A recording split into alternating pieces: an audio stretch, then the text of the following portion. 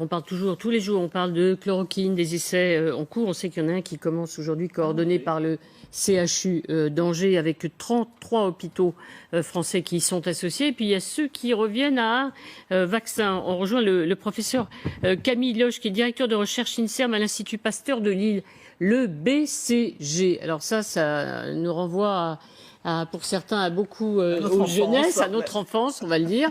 Voilà, le BCG. Alors, c'est une piste, professeur? Oui, bonjour. Bien, c'est une piste éventuellement, en effet. Et là, on se base sur les capacités du BCG à protéger contre les maladies respiratoires autres que tuberculose.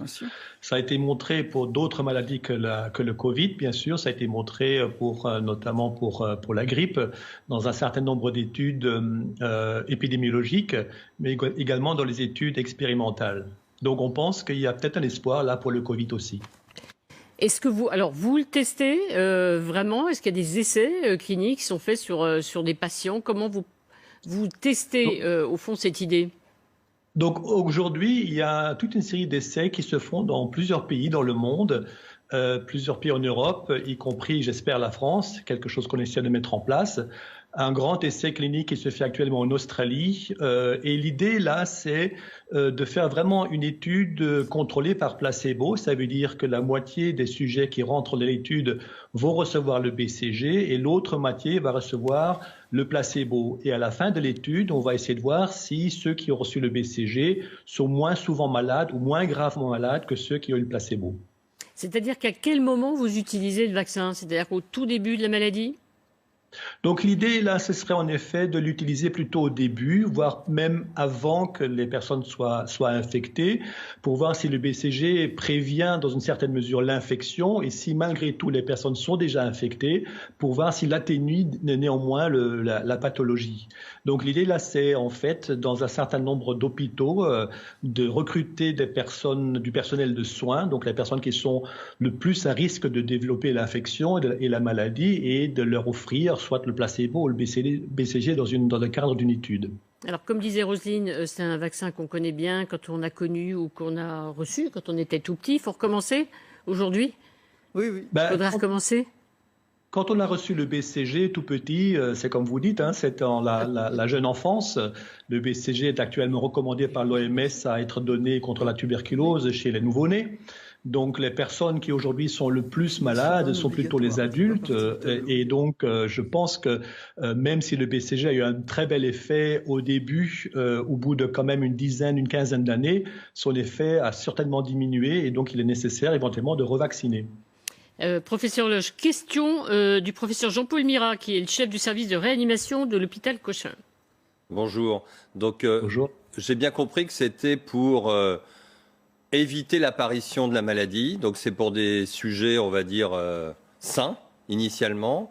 Ou bien alors pour éviter chez les patients qui vont développer, de voir la sévérité. Le problème, c'est qu'on est en confinement avec des gens ultra protégés quand ils sont exposés. Puisqu'il y a d'autres stratégies qui apparaissent aujourd'hui en donnant des médicaments, un peu comme la PrEP sur le sida, mais les gens sont tellement protégés quand ils sont exposés. Il va falloir un nombre considérable de malades pour voir une différence, non? Qu'en pensez-vous? Actuellement, justement, c'est un travail qu'on est en train de faire avec ma collègue Odile Launay pour établir en fait un chiffre qui nous permet d'avoir des valeurs statistiques convenables. Vous avez parfaitement raison. Actuellement, il y a d'autres mesures de prévention qui sont mises en place, ne fût-ce que les masques déjà. Et donc, peut-être la fréquence d'infection qu'on a actuellement, et je l'espère d'ailleurs, va diminuer dans les semaines qui viennent. C'est pour ça que cette étude est une étude à grande échelle dans plusieurs pays étrangers et on essaie tous se coordonner avec le même type de protocole, avec le même type de vaccin, parce qu'il y a plusieurs BCG différents, et aussi avec le même type de placebo. Et donc, on espère quand même d'avoir des chiffres suffisamment important pour avoir une valeur statistique. Si je peux être provocateur, est-ce qu'on ne devrait pas faire cette étude en Afrique, où il n'y a pas de masque, pas de traitement, pas de réanimation, un peu comme c'est fait d'ailleurs pour certaines études dans le sida, où chez les prostituées, on essaye des choses parce qu'on sait elles sont hautement exposées et elles ne se protègent pas. Qu'est-ce que vous en pensez? Alors vous avez raison, et d'ailleurs on est en train de réfléchir en parallèle à une étude en Afrique justement pour faire ce même type d'approche avec le BCG, un placebo. Je pense qu'il y a un appel d'offres qui est sorti, il va sortir, et je pense qu'on va en effet sérieusement réfléchir à ça aussi. Ça n'empêche pas qu'en parallèle on puisse réfléchir à une étude aussi en Europe et en Australie. Bien sûr. Merci en tout cas, professeur Loche. Résultat quand? Parce qu'on est tous très impatients de connaître tous les résultats de tous les tests et toutes les expérimentations.